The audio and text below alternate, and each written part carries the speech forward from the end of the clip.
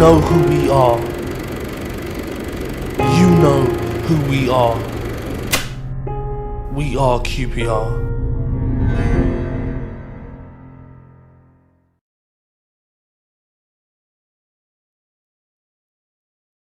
Frank Sibley had a long and distinguished association with QPR, giving many years of great service to the club. Now, Frank was born in Uxbridge and joined the club as a schoolboy in the 1960s after asking the club if he could have a trial.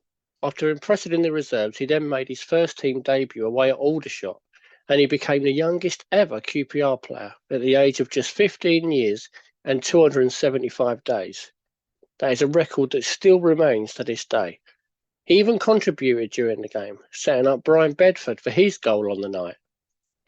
Now, Sibley didn't feature too often in that 1963-64 season, as manager Alex Stock looked to take the pressure off him. But despite starting out as an attacking wide player, he made his name at QPR as a centre-half, and he learnt his trade in the youth team, reaching the FA Youth Cup semi-finals in both 1964 and 1966. Now, Frank was getting a taste of first-team action, and he made 7 appearances in the 1964-65 season, but really broke through in the 1965-66 season, when he became the first ever substitute for QPR, coming on against Millwall. Sibley got his first goal for Rangers in a 2-1 win over Walsall, and he got his second goal in that season in a 3-0 win over Guildford in the FA Cup. In the 1966-67 season, he formed a strong defensive partnership with Ron Hunt, and he played 53 times as Rangers won the 3rd Division and also won the League Cup. Sibley, of course, started that day at Wembley on what was a momentous day for the club. He scored 1 goal that season in a 4-1 win over Watford, but his defensive performances were outstanding and made him such a key player in that great side. During pre-season, as we prepared for life in the 2nd Division, he suffered a knee injury and he missed the first 2 months of that season.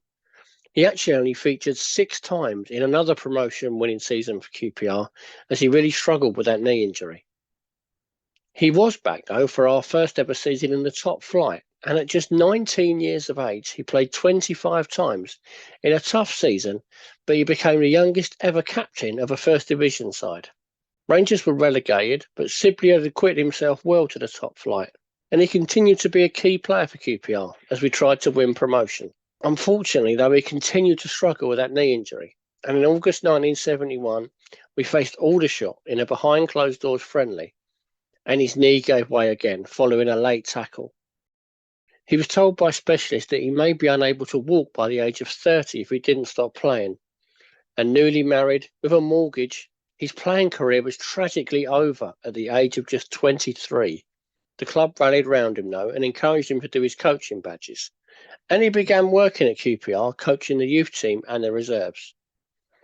He had a testimonial match against Manchester City in December 1972, as legendary forward Rodney Marsh returned to Loftus Road, which helped get a good crowd and a nice payday for Frank.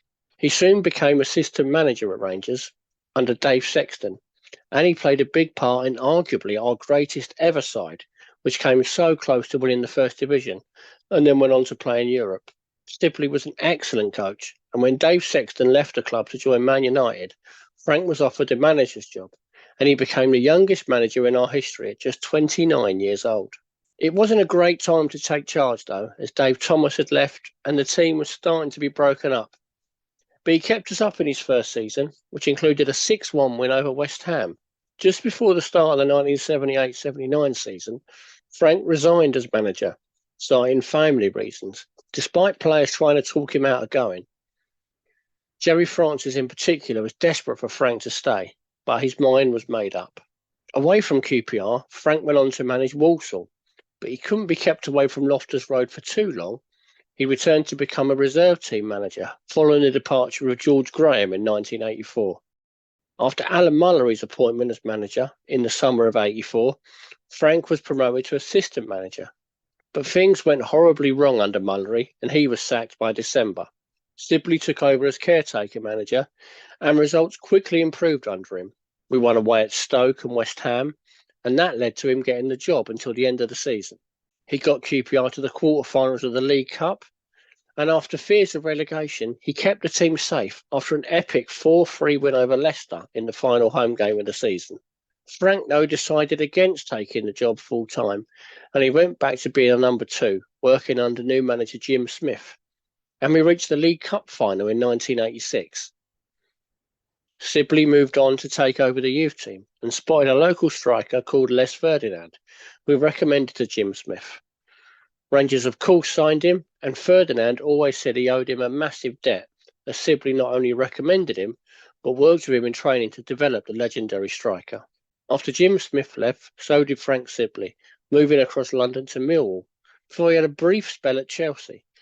But he was never too far away from a return to Rangers, and in 1991, Gerry Francis came back as manager, and his first order of business was to bring in Frank Sibley, as firstly a scout, and then as his assistant. It was a good spell for QPR, as we finished fifth in the Premier League and top London club. When Gerry Francis left in 1994, Francis wanted Sibley to come with him, but he decided to stay on at QPR and help out new manager Ray Wilkins. After the club's relegation in 1996, Frank was in the manager's seat again, stepping in to take charge of a few games after Ray Wilkins was sacked. He continued his tradition of giving young players a chance, and he brought in the likes of Mark Perry and Matthew Brazier as we won 3-1 up at Barnsley. That was the end of his time at QPR, though. He left after the appointment of Stuart Houston. He ended up going to Fulham with Ray Wilkins and helped them win promotion back to the Championship. Frank goes down as one of the greats at QPR, who gave everything for the club as a player, coach and a manager. It's remarkable to think that he played a part in arguably our two greatest seasons in 1966-67 and 1975-76. He also played a part in a fifth-place finish in 1988, a League Cup final in 1986, and our best period of the modern era between 91 and 94 came when Frank was working alongside Gerry Francis. Now, Frank always fought back from any adversity that he encountered in his career, especially after that devastating injury at the age of just 23. The biggest fight that he encountered, though, was his battle with Parkinson's disease, and for 20 years he fought it with the same grit and determination that he displayed in his professional life. He sadly passed away in 2024, but he will always be remembered at QPR as one of our own. I hope you enjoyed this video. If you did, give it a like and subscribe to the channel.